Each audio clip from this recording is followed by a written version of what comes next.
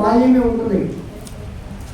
ఎవరికైతే 18 నిండుతుందో అప్పుడు యవనస్తుడు అవుతాడు. యవన ప్రాయం వస్తుంది. అంటే 17 పూర్తి అయ్యేంత వరకు వాడు బాలుడే.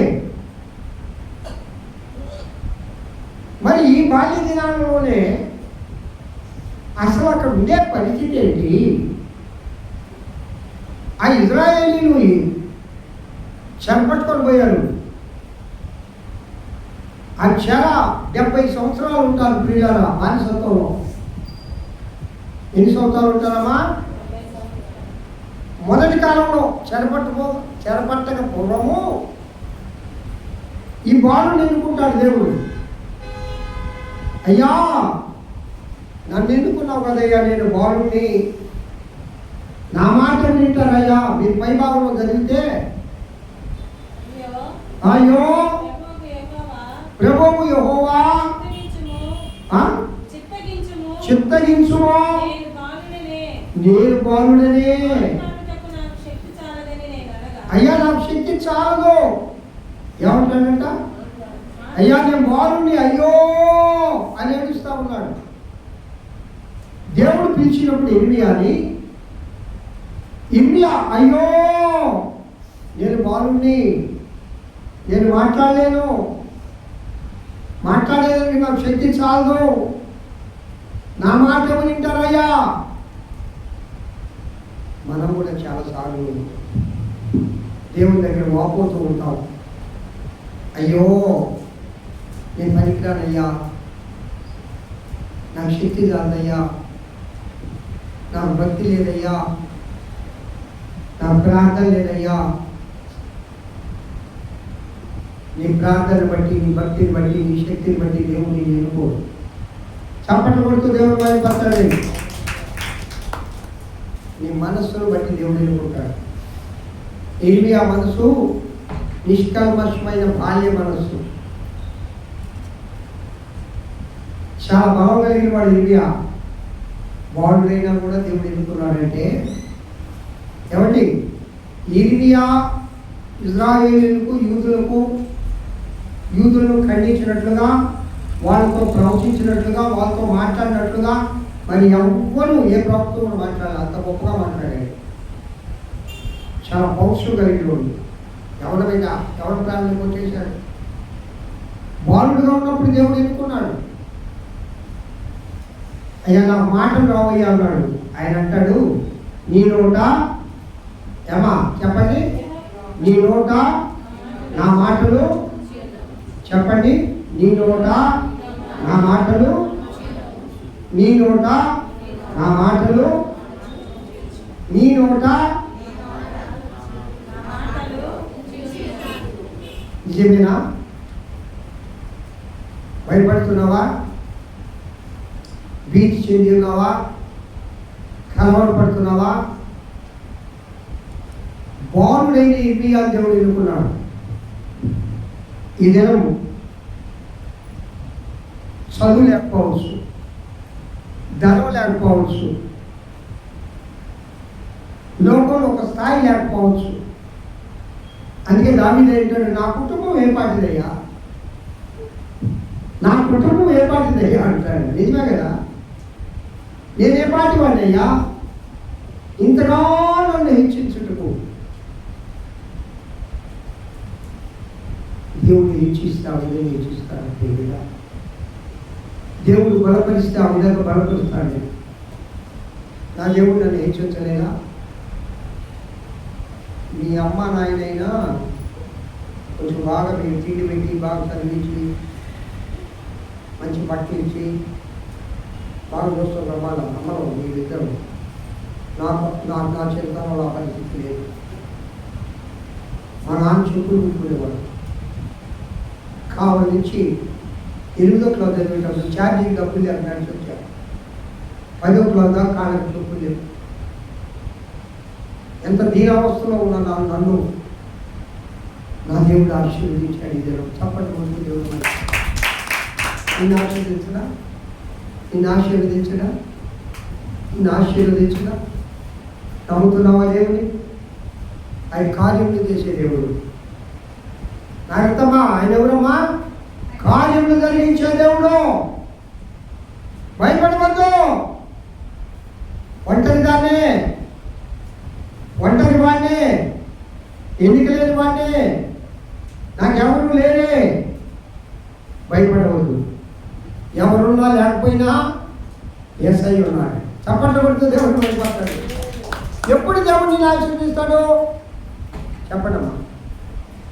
దావీదును దేవుడు ఎప్పుడు ఆశీర్వదించాడు? ఇందాక మనం చెప్పుకున్నాం. దేవుని మందిరంలో నేను నివసిస్తానని కోరుకున్నాడు. నా బ్రతుకు కాలం అంతా ఏం కోరుకున్నాడమ్మా? నా బ్రతుకు కాలం అంతా నీ మందిరంలో నేను నివసిస్తాను. అంటే అర్థం ఏంటి? అయ్యా నీతోనే నేను నివసిస్తా, నీతోనే నేను ఉంటా, నువ్వు నాకుంటే చాలు యేసయ్యా, నాకు ఈ లోకంలో ఏది అవసరం లేదు, నీవు నాకుంటే చాలు అని దేవుడి మీద ఎప్పుడైతే ఆధారపడ్డాడో ప్రపంచ ప్రఖ్యాతి గాంచిన ఒక మహారాజుగా దేవుడు చేశాడు. చప్పట్లు కొడుతూ దేవుడు భయపడ్డాడు. మరి నిన్ను ఆశీర్వదించడా? ఇది దేవుడి వాక్కు, ఇది దేవుడి మాటలు, ఇది దేవుడి వాగ్దానం, ఈ పరిశుద్ధ మాటలు ఇవి.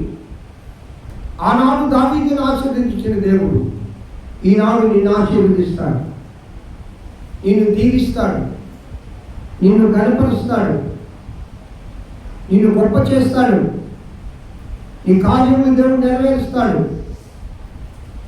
ఇర్మియా దేవుడు ఎన్నుకున్నాడు. ఏ ప్రాయంలో?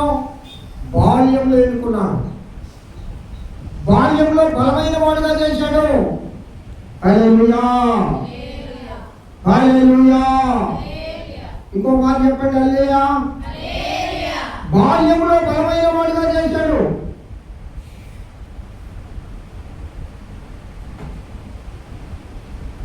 బాల్యంలోనే బలవంతుడిగా చేశాడు. బాల్యంలోనే దేవుని మాటలు, దేవుని శక్తి. ఒక ప్రవక్త అంటే చిన్న చిత్కాన్ని, రాజులు కూడా ప్రవక్తలకు మోకాళ్ళ నుండి ప్రార్థన నమస్కారం చేస్తారు.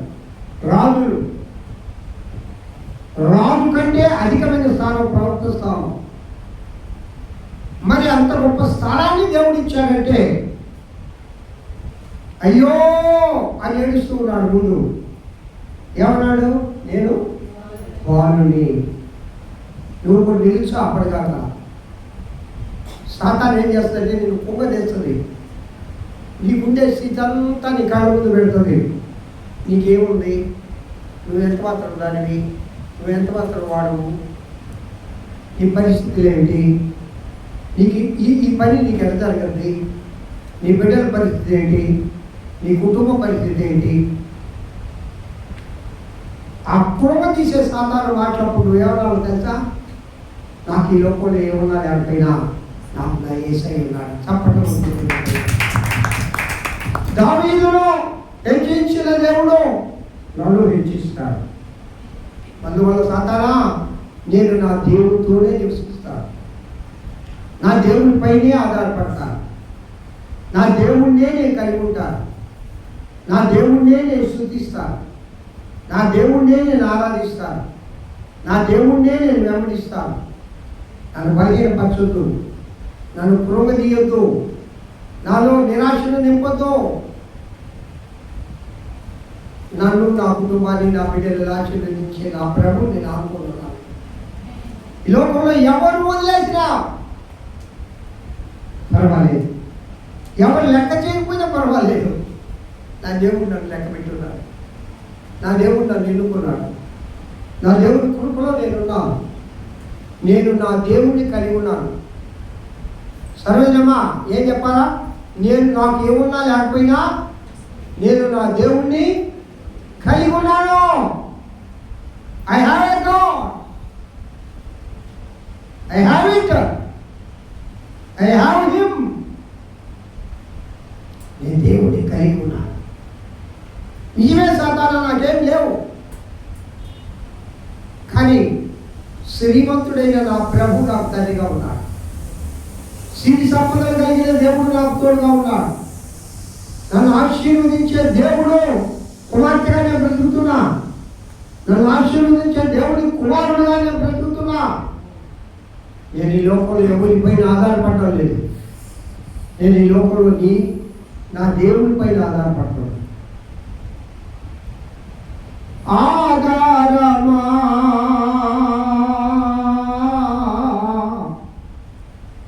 నా యేసయ్యా,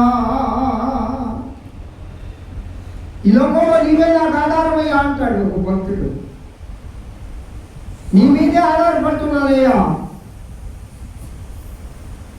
నా ఆధారము నీవే, నా ఆక్రందన నీవే, నా తోడు నీవే, నా నీడ నీవే, నన్ను నడిపించేవాడవు నీవే, నన్ను బలపరిచేవాడవు నీవే, నన్ను అభిషేకించేవాడవు నీవే.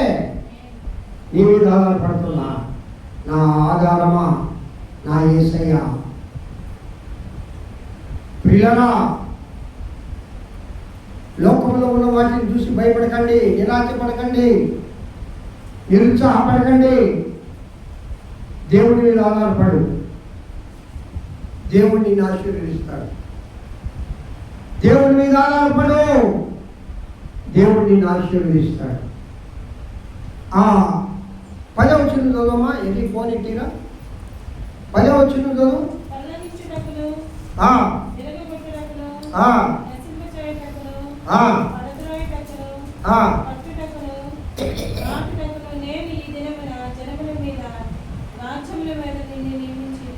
అమ్మా, ఎందుకు నియమించాడంట? బాలుడు, చిన్నవాడు, మాటలు రానోడు, జ్ఞానం లేనోడు, వయస్సుడు. అరే బాబు, నీ నోట నా మాట ఉంచాను. నేను ఎందుకు నియమించానంటే పెళ్ళగించుటకును. ఫస్ట్ది పెళ్ళగించడం అంటే అర్థమని చెప్పండి.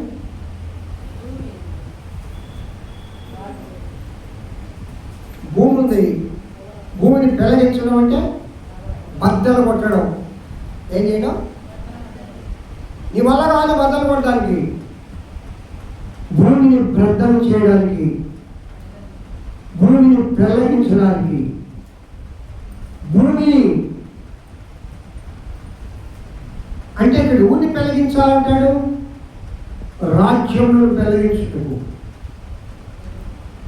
శత్రువులను పెళ్ళగించుటకు, ఈ లోకంలో నా దిళ్ళ పైన దండెత్తే వారిని దండించుటకు, వెలగొట్టుటకు. మూడోది నశింపజేయుటకు. చప్పట్లు కొట్టు దేవుడు భయపడతాడు. మూడో కార్యం ఏందమ్మా? నశింపజేయుటకు. హల్లెలూయా చెప్పండి. హల్లెలూయా, హల్లెలూయా. నశింపజేయుటకు. తర్వాత పడద్రోయుటకు. సరే, పడద్రోయుడికే కాదు, పడద్రోసిన దానిని కట్టుటకు, నాటుటకు. మొత్తం ఎన్ని ఉన్నాయి చెప్పండి, దాంట్లో లెక్క పెట్టండి. పెళ్ళగించుటకు 1, విరగొట్టుటకు 2, నశింపజేయుటకు 3, పడద్రోయుటకు 4, కట్టుటకు 5, నాటుటకు 6. 6 అనే సంఖ్య దేనికి సంఖ్యతో? నేను చాలాసార్లు చెప్పాను మీకు, నేను పెట్టుకోరు, నేను రాసుకో. 6 మానవీయ సంఖ్యమ్మా. ఇప్పుడైనా గుర్తుపెట్టుకోండి. 6 మానవీయ సంఖ్య. అంటే 6వ దినమున దేవుడు నరులను ఆదామును చేసింది 6వ దినం. 7 సంపూర్ణ సంఖ్య. 6 మానవీయ సంఖ్య. అంటే ఒక మానవులకు కావలసిన శక్తినంతా కూడా నేను నీకు ఇస్తున్నాను అంటాడు. మనిషిని మనిషిగా తీర్చిదిద్దాడు దేవుడు. బాలుని బలవంతుడుగా చేశాడు.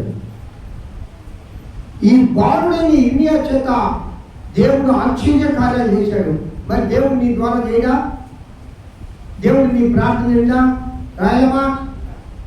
ఎందుకు భయపడాలి మనం? ఎందుకు పిలిపందనంగా ఉండాలా? ఎందుకు నన్ను దేవుడు వదిలేశాడు అని అనుకుంటున్నావు చాలాసార్లు? దేవుడు నాకు సహాయం చేయలేదే అని ఎందుకు నీరసపడిపోతున్నావు? ఆయన విడువడు, ఎడబాయడు. నా దేవుడు వాగ్దానం ఎలాంటిది? నిన్ను విడువను, ఎడబాయను, నిన్ను అభివృద్ధి చేసేవాడు నేనే, నిన్ను కాయువాడు నేనే, నీకు సహాయం చేయు దేవుడు నేనే, నీ కోటగా, నీ అండగా, నీ దుర్గముగా, నిన్ను నా పర్ణశాలలో దాచే దేవుడు నేను అంటున్నానమ్మా. దేనికి భయపడకండి, ప్రభువుకు మాత్రం భయపడండి. లోకానికి భయపడద్దు, వచ్చే శోధనలకు భయపడద్దు, వ్యాధులకు భయపడద్దు, మనుషులకు అసలే భయపడకూడదు. యేసయ్యకు మాత్రం భయపడితే దావీదైతే దేనికి భయపడ్డా? ఎలుగుబట్టి వచ్చింది, ఎలుగుబట్టి భయపడ్డా? చెప్పడయ్యా, ఎలుగుబట్టి భయపడ్డా? చీల్చేశాడు. సింహం వచ్చింది, సింహాన్ని భయపడ్డా? రెండుగా చీల్చేశాడు.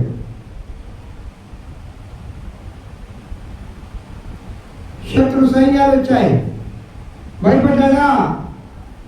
సొంత కుమారుడే కత్తెత్తుకొని వచ్చాడు, భయపడ్డా? పిల్లనిచ్చిన మామే సంపాదించాడు, తలుపుతా ఉన్నాడు, భయపడ్డా? దానికి వచ్చిన కష్టాలు నీకు నాకు రాలేదు. కొన్ని సంవత్సరాలు అడవుల్లో గుహల్లో దాక్కున్నాడండి, ఆహారం లేదండి, తినడానికి కంటి నిండా నిద్ర లేదండి, రాళ్ళే పరుపులుగా చేసుకొని పడుకున్నాడండి, ముళ్ళ కంచెలే మెత్తని పరుపులుగా మారాయండి ఆయనకి.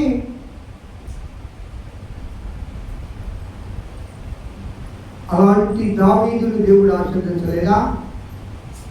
నిన్ను నీ కుటుంబాన్ని కూడా దేవుడు జ్ఞాపకం చేసుకుంటున్నాడు. ప్రియగా నిన్ను నీ కుటుంబానికి దేవుడు ఇదే వాగ్దానం చేస్తూ ఉన్నాడు. నిన్ను నేను ఎన్నుకున్నాను, నీ నోట నా మాట ఉంచాను, నిన్ను అభిషేకించాను, నిన్ను నా బిడ్డగా, నీ కుటుంబాన్ని నేను ఎన్నుకున్నాను, నిన్ను నేను ఆశీర్వదిస్తాను. భయపడవద్దు, భయపడవద్దు, భయపడవద్దు, భయపడవద్దు అనే మాట బైబిల్ ఎన్నిసార్లు ఉంది? 365 సార్లు ఉంది. ఒక సంవత్సరానికి ఎన్ని రోజులు? 365 రోజులు. ప్రతిరోజు దేవుడు ఏం మాట్లాడుతున్నాడు నీతో? భయపడవద్దు. అదే నువ్వు చెప్పండి ఒకసారి, చెప్పండి పడుతూ చెప్పండి, భయపడతాను. కావున ప్రియ బిడ్డలారా, ఈ దినము భయపడక, వెరవక ముందుకు సాగిపో. ఇప్పుడు ఎవరిని కలిగి తెలుసా? అయ్యా నా కోరిక ఏంటంటే నా జీవితకాలం అంతా నీ మందిరంలో నివసింపగలుగుతున్నా. చప్పట్లు కొడుతూ దేవుడు వహిపడతాడు. ఆఖరిగా ఈ మాట చెప్పండి అందరూ, నా జీవితకాలం అంతా నీ మందిరంలో నివసింపగలుగుతున్నాను. మళ్ళా చెప్పండి, నా జీవితకాలం అంతా నీ మందిరంలో నివసింపగలుగుతున్నాను. నా జీవితకాలం అంతా నీతోనే నివసింపగలుగుతున్నాను. నా జీవితకాలం అంతా నీ బిడ్డగా బ్రతకగలుగుతున్నాను. నా జీవితకాలం అంతా నీ మందిరంలో నివసింపగలుగుతున్నాను. ఇలాగా ఆశ కలిగి, ఆ ప్రార్థన కలిగి, ఆ అభిషేకం కలిగి నిబ్బరంగా ఉండండి. దేవుడు నేను దావీదు కుటుంబం వలె, ఇర్మియా వలె దేవుడు నిన్ను నీ కుటుంబాన్ని ఆశీర్వదించును గాక. హల్లెలూయా. దేవుడి వాక్యం దీవించి ఆశీర్వదించుగాక. ప్రార్థన చేసుకుందాం. మన మధ్యలో ఉన్న కళ్యాణమ్మ గారు ప్రార్థన చేస్తారు.